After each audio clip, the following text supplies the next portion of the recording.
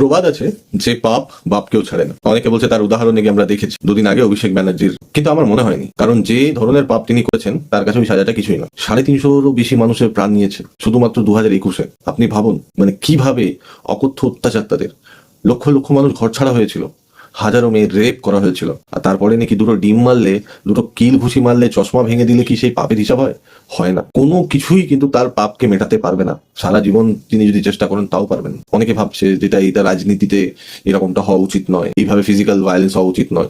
একবার আপনি 350 অনেক যারা পরিবারের লোকজন মারা গেছে তাদের কথা ভাবুন না, যদি আজকে সেই 350 পরিবারের মধ্যে আপনার একটা পরিবার হতো, আপনার স্বামী বা আপনার স্ত্রী, আপনার মা বাবা, আপনার ছেলে, আপনার মেয়ে, কারোর যদি একটা হত্যা তারা করতো, তাহলে কি আপনি অভিষেক ব্যানার্জিকে ক্ষমা করতে পারতেন? পারতেন না, কোনোদিনও পারতেন না। কিন্তু এগুলোর পরেও আমরা বলি যে না, এটা অনুচিত। কারণ কি জানেন, আমরা গণতন্ত্রে বিশ্বাসী, কিন্তু এই বিগত 15 বছর এই গণতন্ত্র আমরা কোথাও দেখতে পাইনি। জানেন, অনেক সময় ইচ্ছা হতো মানে সরকারের সমালোচনা করবো, ট্রেনের মধ্যে যাচ্ছি, বাসের মধ্যে যাচ্ছি, কিন্তু ভয় পেতাম। কথা বলতাম, লোকের সঙ্গে আলোচনা করতাম, কিন্তু এইগুলো ভিডিও আপলোড করতে ভয় পেতাম। কারণ কি, আমার পরিবারের উপর যেন কোনো আঘাত না আসে। ভাবুন গণতন্ত্রের কি এমন অবস্থা হয়েছিল।